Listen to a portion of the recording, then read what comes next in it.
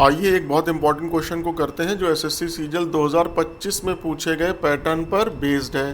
The committee submitted several recommendations comma many of dash were accepted without any modification.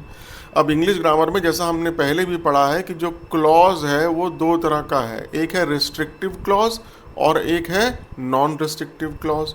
Non restrictive clause में दो condition है, number एक इसके अंदर comma आता है और नंबर दो इसके अंदर हम कभी भी दैट का प्रयोग नहीं करते।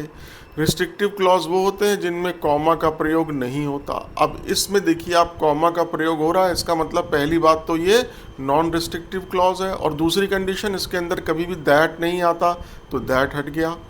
और यहाँ पर दोनों क्लॉज को जोड़ने के लिए यहाँ पे एक रिलेटिव प्रोनाउन की ज़रूरत है, तो यहाँ पे देम एक रिलेटिव प्रोनाउन नहीं है, ये भी हट गया। तो बचा क्या, विच और हुम। अब हमें मालूम है कि हुम का प्रयोग हम किसके लिए करते हैं, पीपल के लिए, लोगों के लिए। और यहाँ पर क्या है, the committee submitted several recommendations, ये रिकमेंडेशन की बात हो रही है, यानी ये जो रिलेटिव प्रोनाउन किसको रिफर कर रहा है, रिकमेंडेशंस को, जो कि पीपल नहीं है। तो क्या बचा, इसमें से क्या होगा, विच।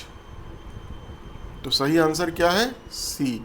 एक और तरीका है, एक रूल है, वो रूल ये कहता है कि प्रेपोजिशन के बाद अगर कोई रिलेटिव प्रोनाउन आ रहा है तो वो रिलेटिव प्रोनाउन या तो विच होगा या हुम होगा। ये दूसरा तरीका है उसी क्वेश्चन को सॉल्व करने का।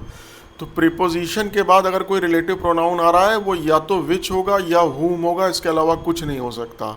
जैसे many of which, all of हुम, ठीक।